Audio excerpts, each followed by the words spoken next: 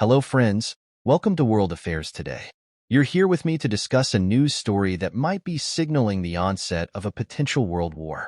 When I use the term world war, let's define it.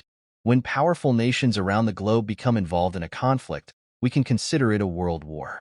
So far, you've heard about the Russia-Ukraine war, where many people have been fighting on Ukraine's side, aided by NATO allies who have provided billions of dollars in assistance. But, until now, no one had directly joined Russia in this war. Today is the first time you're hearing that soldiers have arrived to fight on Russia's side. Whose soldiers, you ask? The answer is North Korea's.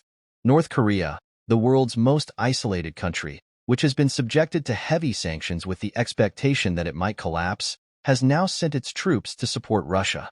This news has become one of the biggest headlines, with around 8,000 North Korean soldiers now stationed at the Ukrainian border, ready to join the fight against Ukraine alongside Russia. But there's something even more significant here, as you can see in this picture. This headline is big in itself, but take a look at this as well.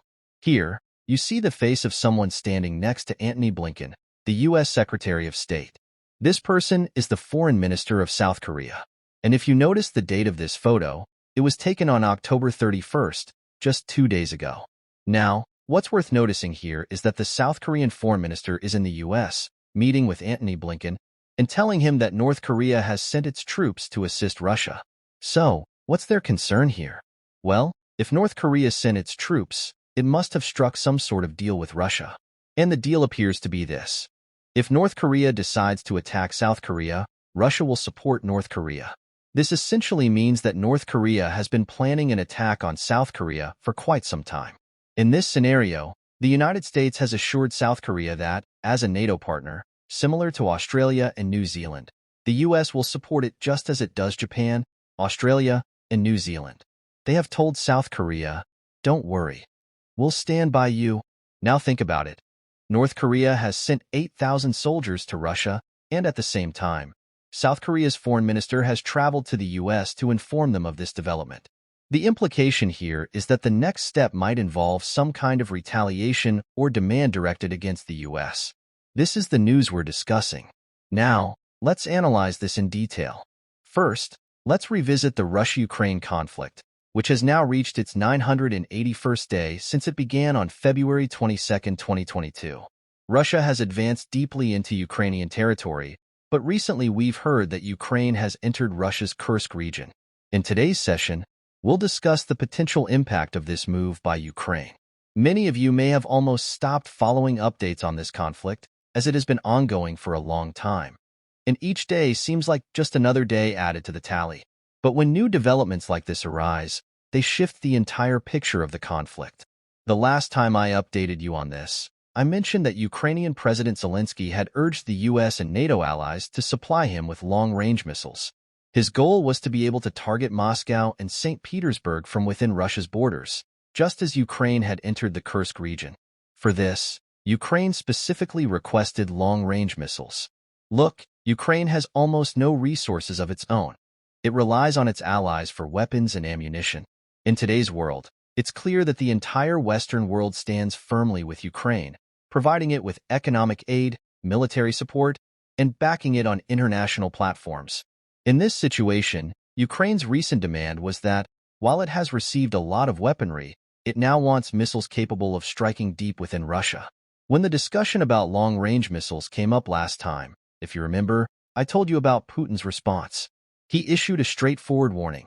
If anyone provides Ukraine with long-range missiles, that nation will be considered a direct enemy of Russia, and Russia will treat it as such, possibly attacking it directly.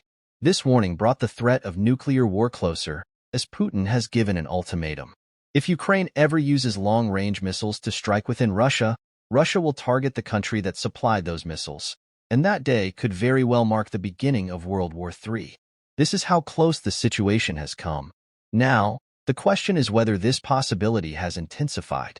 In my last session, I informed you that, after Russia's warning, the US and the UK stepped back, refusing to provide Ukraine with long-range missiles. They told Ukraine, "No, we won't give you long-range missiles. You can defend yourself, but we won't allow you to attack deep within Russia." This was the last update I provided. However, the question remains. Has anything changed since then?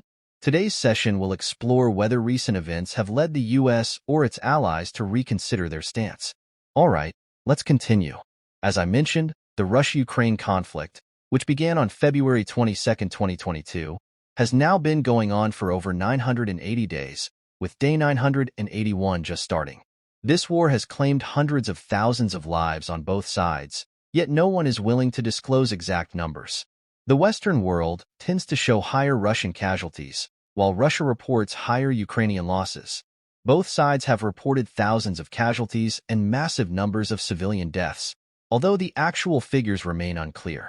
Despite this, Ukraine continues to receive strong support from Western countries, especially the G7 nations, which assure Ukraine that they stand behind it both financially and militarily. The U.S., for example, has provided around $75 billion in assistance, with the EU contributing nearly $40 billion. Together, Ukraine has received billions in aid. Simultaneously, Russia has been hit with numerous sanctions intended to cripple its economy. The Nord Stream pipeline, which once allowed Russia to sell gas to Germany, has been restricted, cutting a significant revenue stream for Russia.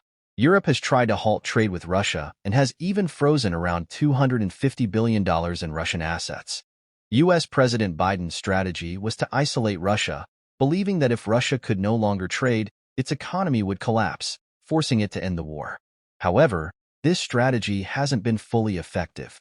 Putin has instead given direct warnings to nations supporting Ukraine, stating that any assistance would be taken as an act of direct aggression against Russia. In 2023, Putin didn't visit any foreign countries, choosing to remain focused on the conflict. But as the war entered its third year in 2024, Putin realized that with all NATO allies, G7 countries, and the EU backing Ukraine, he could no longer afford to stay isolated. In response, he began traveling internationally, aiming to build support in his favor and counteract Western influence. When Putin previously attempted to negotiate, he set forth his own 10-point peace plan, stating that peace was possible only if these terms were accepted. Now, as Western nations continue their efforts to isolate him, Putin has initiated new strategies and is actively working on reshaping alliances around the world. All right, let's move forward. In 2024, Putin took off on a global tour to connect with like-minded leaders, starting with a significant visit to North Korea. As I previously mentioned in another session, this was the first visit by a Russian president to North Korea in 24 years. Now, think about North Korea, a country heavily sanctioned by the U.S. for years, primarily because of its opposition to South Korea, whom the U.S. supports. North Korea is among the most sanctioned countries globally, and now Russia is too. If we list the top 3 countries under the heaviest sanctions, it's North Korea, Russia, and then another highly restricted nation. So, Putin made his way to North Korea, becoming the first Russian president to do so in 24 years. He received a grand welcome, and during this visit, an essential pledge was made. North Korea stated that if anyone attacked Russia, it would step in for retaliation. Keep this date in mind. This announcement was made on June 20th. Now, let me connect the dots for you here. Putin declared that Russia and North Korea will help each other if attacked, taking their alliance to a new level. This needs to be understood carefully because it shows how Russia's strategic alignment with North Korea adds a layer of protection for both countries. Think about it.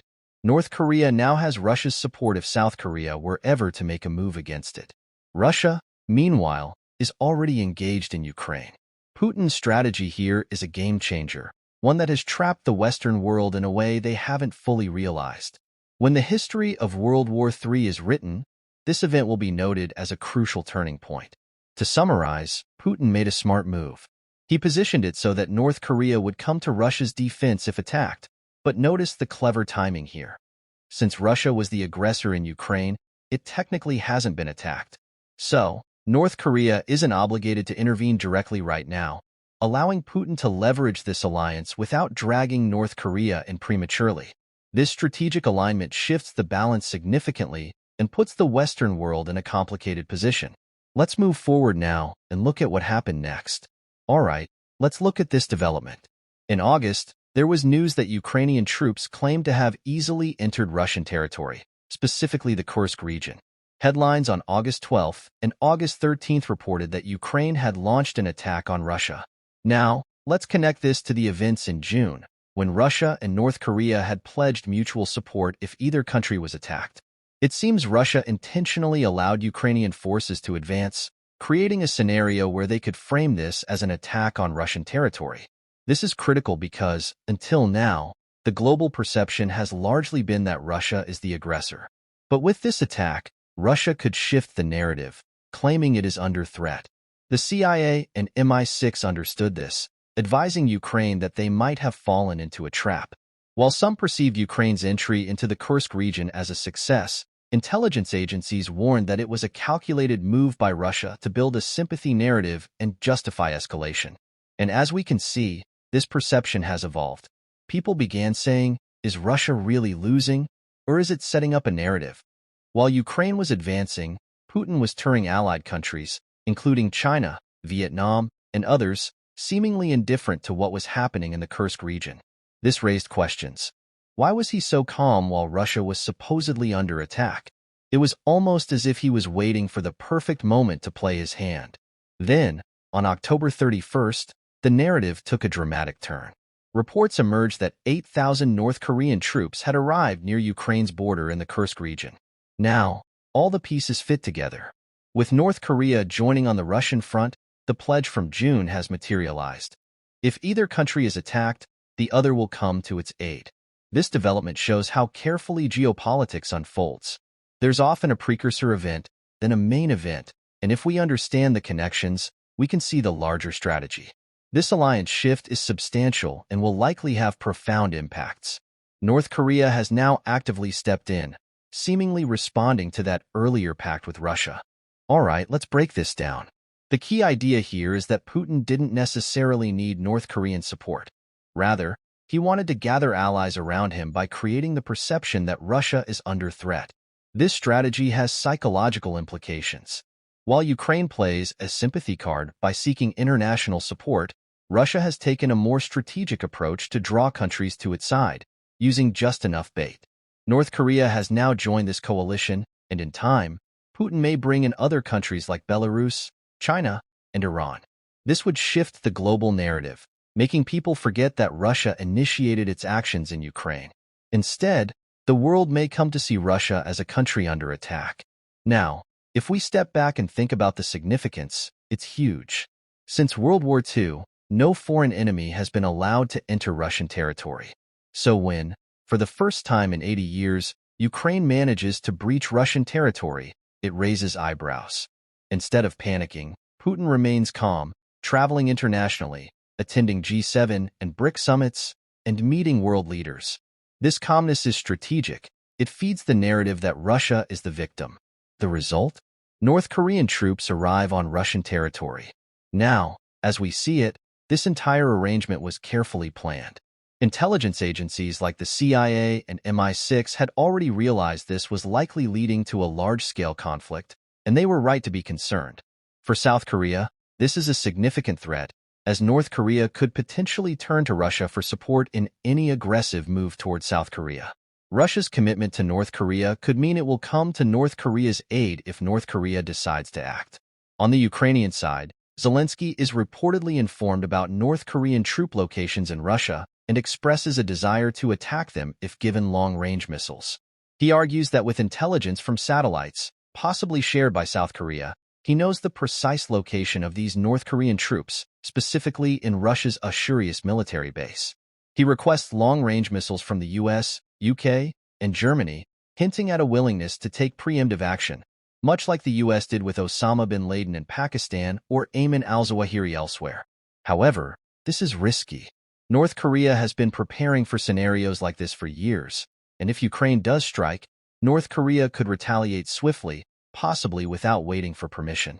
If Ukrainian forces mistakenly kill North Korean troops who haven't yet engaged in combat, North Korea might respond with force, potentially sparking a larger conflict. This situation highlights how geopolitical moves are often carefully staged, with each event leading to a larger, orchestrated outcome. All right, here's a breakdown of what's happening strategically. Russia seems to be openly displaying North Korean troops across various locations, as seen in satellite images. This isn't a random move, it's a calculated strategy. The idea is that what Russia or China can't achieve directly, they can use North Korea or Belarus as proxies. China has a clever approach. It has avoided direct involvement in wars because its main goal is economic growth and competing with the U.S. Instead, it raised North Korea as a disruptive nation, prepared to step in if any conflicts arise. Similarly, Russia keeps Belarus ready for use as a proxy in case it wants to avoid direct involvement in launching missiles or even nuclear weapons. So, both Russia and China have set the stage with allies like North Korea and Belarus, allowing them to act indirectly. In a surprising twist, North Korea, often sidelined on the world stage, has now been drawn into the equation. China and Russia reportedly strategized together to involve North Korea. Putin met with Kim Jong-un, who agreed to send troops to Russia. The objective here is for Ukraine to get so agitated that they target these North Korean soldiers, thereby escalating tensions and activating North Korea. North Korea, with its location bordering both Russia and China, is strategically positioned for future conflicts. Meanwhile, the U.S. has tried to reassure South Korea by promising military support and engaging in defense dialogues. But North Korea is already one step ahead. As Ukraine asks for missiles to attack North Korean troops, North Korea conducted a test of one of the world's most powerful missiles. This test serves as a warning signal. North Korea is not only ready to retaliate, but is also prepared for a broader conflict if provoked. Now, another layer to this story is that North Korea has reportedly requested nuclear technology from Russia. Although North Korea already has nuclear weapons, it appears interested in specific advancements that Russia possesses. Remember Kim Jong-un's recent visit to Russia, where Putin showcased Russia's nuclear capabilities. North Korea wants that same technology, and in exchange, it has sent its troops to Russia. In this tense environment, a South Korean journalist questioned whether the U.S. would send troops to support Ukraine if North Korean soldiers are aiding Russia. The answer? We'll consider it. This brings the situation closer to a potential world war, as more countries may align themselves on either side of the conflict. Finally, the new NATO Secretary General, Mark Rutte, is keeping a close eye on Russia's moves, suspecting that this strategic alignment could lead to something far bigger. While some recent news remains unconfirmed, it's clear that global powers are shifting in ways that could escalate tensions dramatically. Here's the latest update where a critical piece of news has emerged.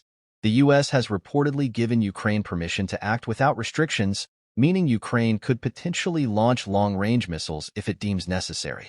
According to reports on DD News and other outlets, Ukraine's President Zelensky has requested these long-range weapons specifically to target North Korea. Now, while this is indeed major news, the question remains, will the U.S. actually grant this permission? The repercussions of such a decision are staggering and difficult to predict, as it could trigger immediate escalation from Russia. This aligns with a broader strategic narrative from Russia's side, where Putin's plans have been unfolding long before now. North Korean troops' arrival in Russia, in reality, is a move that Putin laid out months ago. Additionally, just days ago, Putin oversaw a nuclear drill involving Russia's long-range missiles, suggesting heightened preparedness for any escalation. If Ukraine were to strike North Korea, it could lead to North Korea responding with nuclear capabilities, especially considering the recent military drills and tests they've conducted under Putin's guidance. All of these events point to a highly interconnected, potentially explosive situation. Let us know in the comments what you think. And if you're new here, consider subscribing so you don't miss future updates. Our efforts rely on your support, so if you haven't subscribed, just click that button. It takes only 0.19 seconds. If you're already subscribed, please like the video and share it with your friends. Thank you for watching.